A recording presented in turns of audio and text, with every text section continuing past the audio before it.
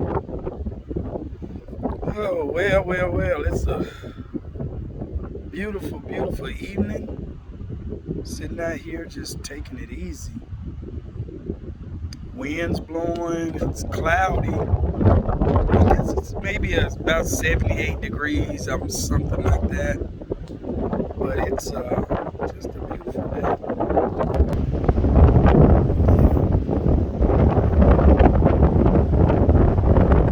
Just sitting here on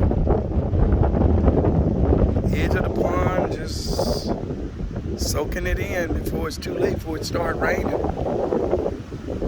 I think they said severe weather today or tonight. I haven't checked that again, but yeah, it's just beautiful out here. Just enjoying it. I got a question. I wanted to kind of just throw this out there about something I've been thinking about. Anytime us as a people start to talk about something progressive, and I just want you guys to watch the pond and just relax with me. Look at this view; it's beautiful. So when we start to talk about something that is progressive that will help our community, you have some people that want to basically start talking about black on black crime, or they start talking about, something critiquing our community. And I watched something, I want to say it was on TikTok or it was on social media. And this one person said that we, as a people, are overcritical of ourselves. You don't hear other communities, whether it's the Caucasian community or Oriental, or what we call, some people call Asian community, or any other community, talk about white on white crime, Asian on Asian crime, or more specific, Chinese on Chinese crime, Japanese on Japanese crime, Vietnamese on Vietnamese crime, Latino on Latino crime. Even though 90% of all whites are killed by other whites. But when it comes to black people, we always got something to say like, yeah, we could do it. We could just get together. But, we killing each other. And I'm wondering, about that in terms of that, in what conversation is that included? Because while crime is a problem in every community, it has its proper context and proper place to be talked about. If we're talking about making some economic gains in the black community, we're talking about doing things in the black community that will give us power, not midnight basketball. The children need something to do. Maybe we can play midnight basketball. Well, that may be okay, but that's not what I'm talking about. I'm talking about moves in our community that would give us economic power, some degree of sovereign power, the right to self-determination, things like that. And then when we having those conversations about liberation and the revolutionary ideology, you will always have some black to step up and say, but what about black on black crime? But to answer the question, I wouldn't say that we're necessarily over critical of ourselves. I would just say the conversation is placed in the wrong argument or the wrong debate. If we're debating about power and liberation, self-determination, then it doesn't make sense to say, what about black on black crime? Because, the Caucasian people are, conquering and murdering and committing genocide. It's just their history of what they do. raping and pillaging and exploiting and oppressing and thieving and stealing, and they don't say, well, we can't do this or that because white on white crime. Matter of fact, you don't really hear that conversation at all coming from other communities.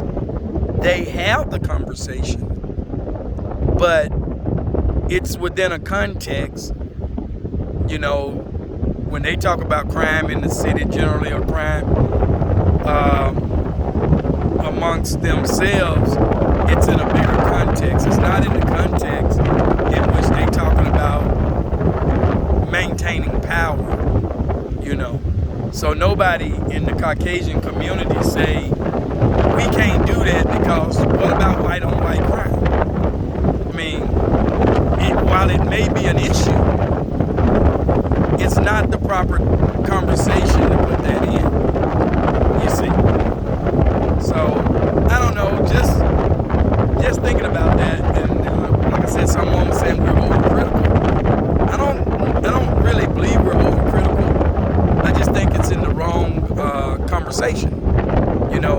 It's just the wrong conversation for the wrong time. Usually, and I guess you said, what's the reason for that? Usually the reason someone would do that is because either they don't like what you're saying, or they're afraid. It could be both. It could be, fear, cowardice, and what they're doing, they're trying to distract from the liberation argument, because when you start talking about liberation and you start talking about self-determination, you start talking about, being sovereign, having the right of a sovereign people, you're gonna step on some toes, and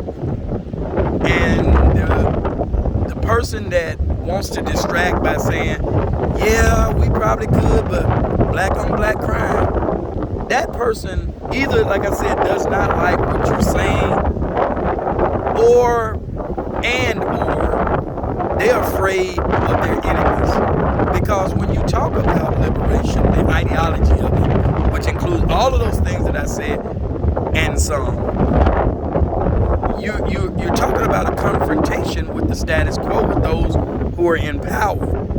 There's going to be a confrontation, because they can't, those who empower the Caucasian community, or the people that are in power, cannot allow you, to have power.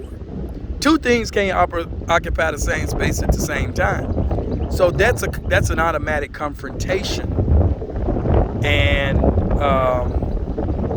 so therefore, just beware of the black person that says, when you're discussing liberation ideology and self-determination and economic freedom and power and being sovereign, be a little, keep an eye out for that black person that say, during that conversation, that says, yeah, but what about black on black crime?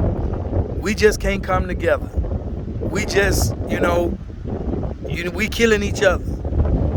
Just kind of be a little bit suspicious of that person for me, because it's misplaced. And I'm not saying that it's not an issue, but it's not part of the conversation. When we're having a conversation about liberation theology, that's what the conversation is about. We can't bring up black on black crime in every conversation that we have. You understand? Like we could be talking about doing, creating a bus line for black folks, and some black person gonna say, but what about black on black crime? And I understand that racist America has made everything racist in America, in terms of everything's been weaponized against black people. The media, journalism, especially in media, all you see on the news is, they portray us and magnify, the crimes that happen amongst us, and report very little of their own crime.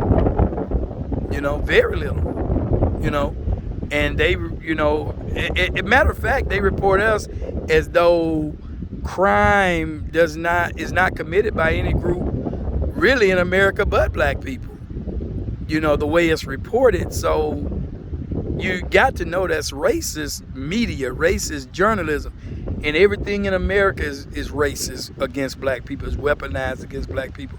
If you can think of any system in America that's not weaponized and is against black people, please let me know. Because I don't care if it's agriculture, I don't care if it's healthcare, I don't care if it's education. You name it, it's weaponized against black people. So just like the media and journalism, you know, the